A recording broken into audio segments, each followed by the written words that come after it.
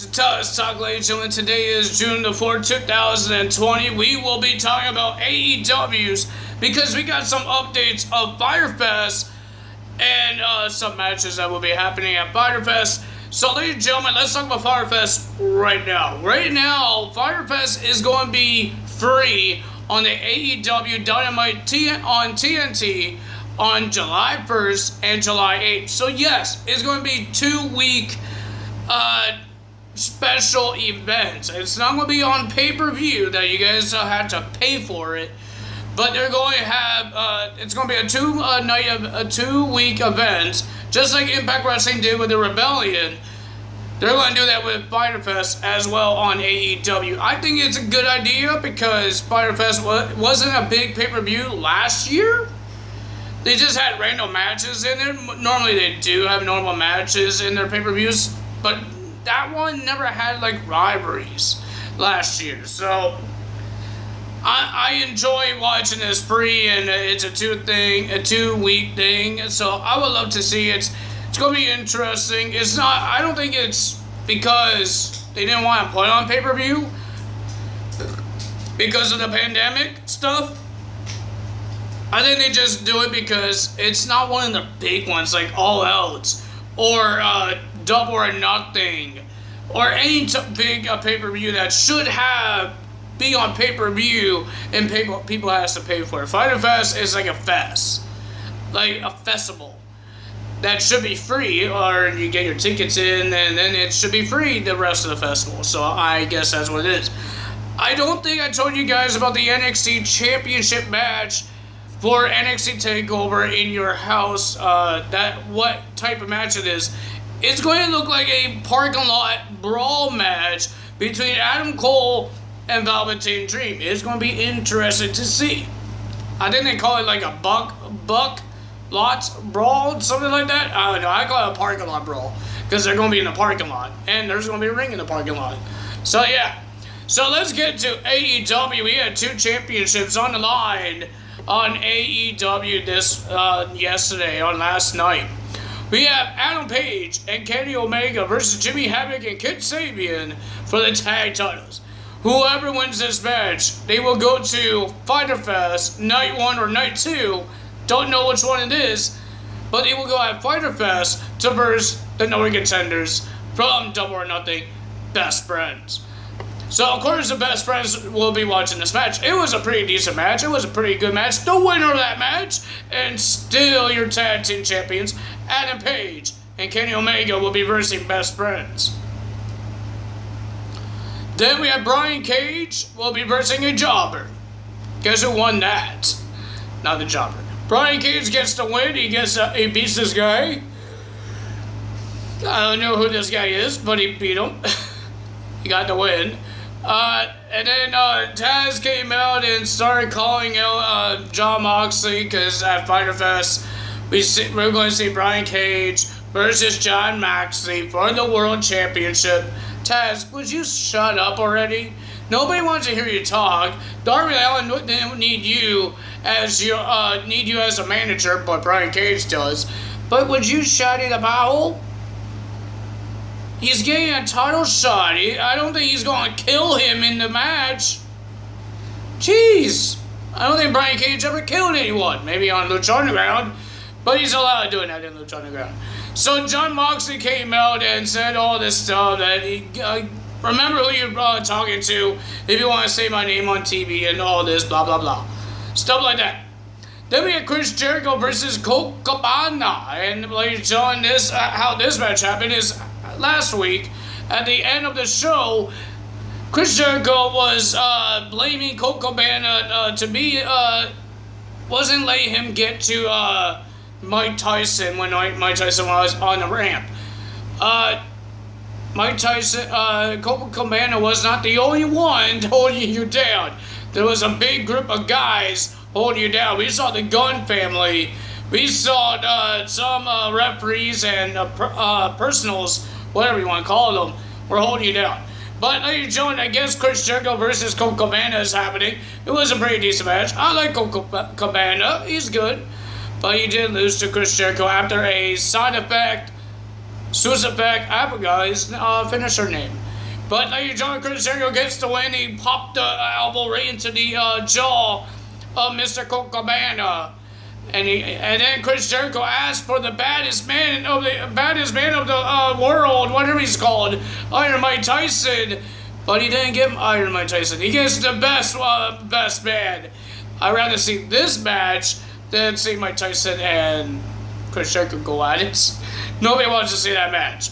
Nobody wants to see a fight. Nobody wants to see a match. Nobody wants to see a boxing match. I know I don't.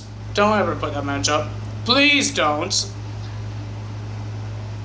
But later, John, they had Orange Cassidy coming out, and he helped Chris Jericho put his hand in his pocket. Well, he didn't have pockets, so he put it in his belt, put both hands in the belt, and then Jack Hager trying to attack Orange Cassidy. He ducks. Chris Jericho trying to attack him. He ducks again, and then he rolled out the ring, and then his partners help him back out of the ring over the barricade.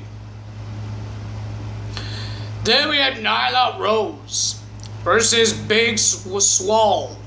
Pretty decent match. I think Big Swole did a good job, but like she got spine busted and she lost the match to Nyla Rose.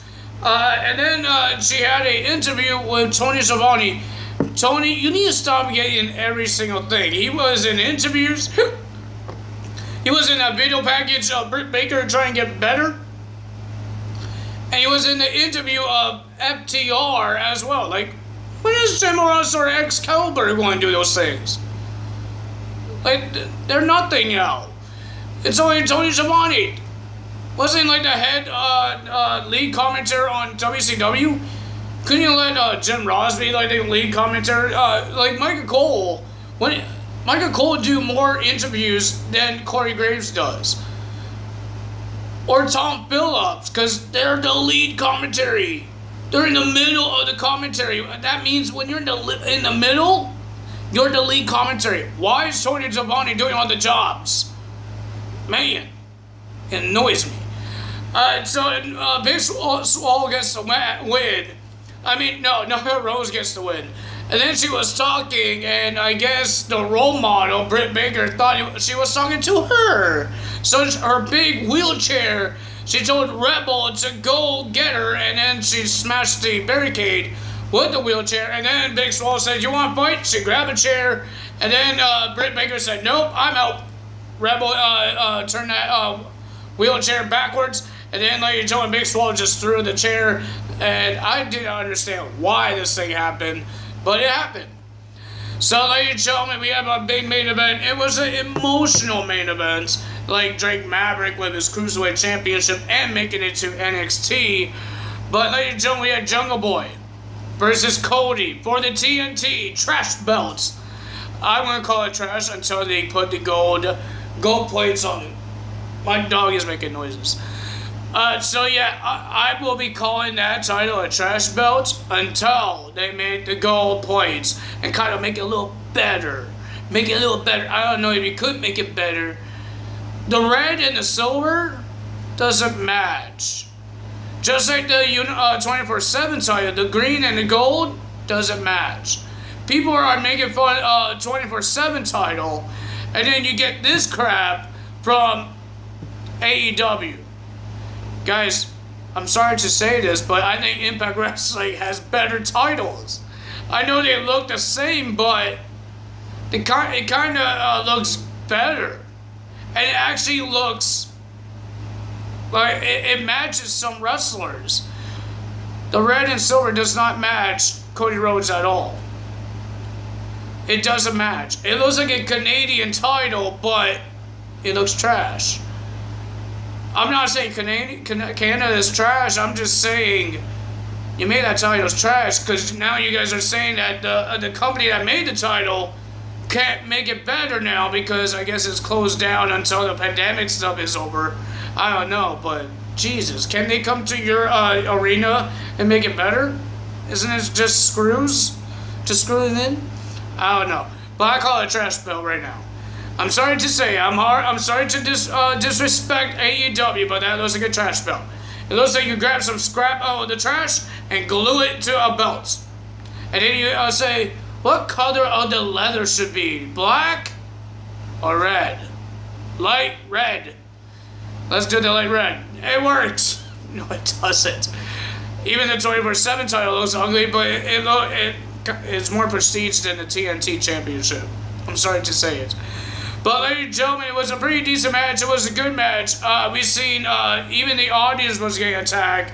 Cody Rhodes threw Jungle Boy onto the Gunn family, Billy Gunn and Austin Gunn. And then we saw a heated talking with MJF and Jungle Boy when Cody did a headbutt to the stage and made himself bleed. But ladies and gentlemen, Cody got the win with a vicious crossroads. And then, ladies and gentlemen, they shook it out. They hung it out. The teams of Cody and the Jurassic Express, Luchasaurus and Marco Stunt, all came. We saw Dustin Rhodes and Brandy Rhodes coming out to check on Jungle Boy and on Cody. They hugged it out. Jungle Boy and Cody hugged it out.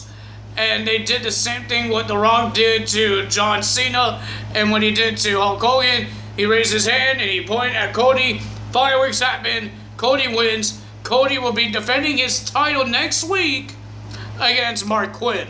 I don't know how this guy got his shot. Did Matt Hardy give him a shot or something? Did he sell a touch of Cody? I do not know. But ladies and gentlemen, if you guys enjoyed this video, hit the like button, leave a comment below, hit that subscribe button, hit that notification bell, and I will see you guys tomorrow. Tomorrow? Saturday, we're going to do a predictions for NXT TakeOver in your house. Because it's on Sunday. I thought it was on Saturday, but it's on Sunday. So we're going to do a prediction on Saturday. We got SmackDown and predictions happening on Saturday. So we're not going to do a video tomorrow. So ladies and gentlemen, that's all for me today. Tyler is out. Bye.